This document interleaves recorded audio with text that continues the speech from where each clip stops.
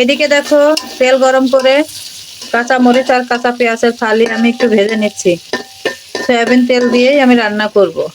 প্রত্যেকটা রান্না আমি প্রায় সরিষার তেল বাদে সয়াবিন তেল বেশি ব্যবহার করি। তো দেখো পেঁয়াজ মরিচ ভাজা হয়ে গেছে।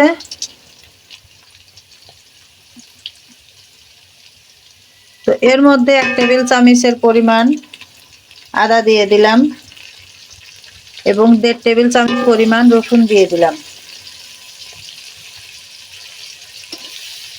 আদা রসুনের পেস্টের মধ্যে রসুনের পেস্টটা একটু বেশি দিতে হয়। দেখো আদা রসুনের পেস্ট দিয়ে আমি কিছুক্ষণ কষিয়ে নিব। তো এদিকে দেখো মশলাটা কষানো হয়ে গেছে। এর মধ্যে হলুদের গুঁড়ো দিয়ে দিলাম 1 টেবিল চামচ, মরিচের গুঁড়ি দিয়ে দিলাম 1 টেবিল চামচ, সাজের গুঁড়ি দিয়ে দিলাম 1 টেবিল চামচ। মশলাটা আমি একটু পানি দিয়ে কষিয়ে নিব।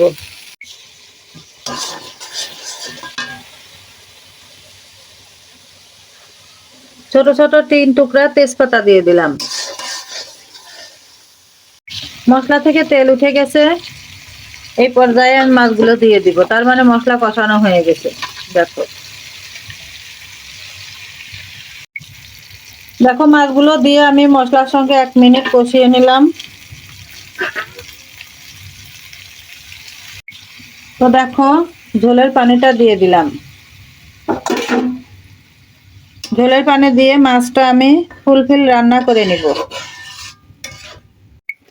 রান্নাটা হয়ে গেছে। এর মধ্যে ভাজা জিরার গুঁড়া, গরম মশলার ডাল 2 খণ্ড, গরম মশলার ফল 1টা এবং লবঙ্গ থেতো করে এই মাছের উপরে দিয়ে দিলাম।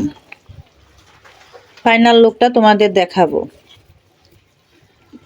আমি কিন্তু কোনো রান্নাতেই সব সময় বলি, আমি সব রান্নাতেই কাঁচা জিরার গুঁড়া ব্যবহার করি না, ভাজা জিরার গুঁড়াটা ব্যবহার করি বেশি পরিমাণে, সেই জন্য পরিমাণে একটু বেশি দিয়ে দেই।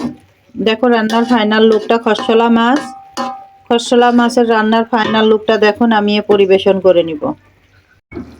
রান্নাটা আমার হয়ে গেছে, নামিয়ে পরিবেশন করে দেখাবো।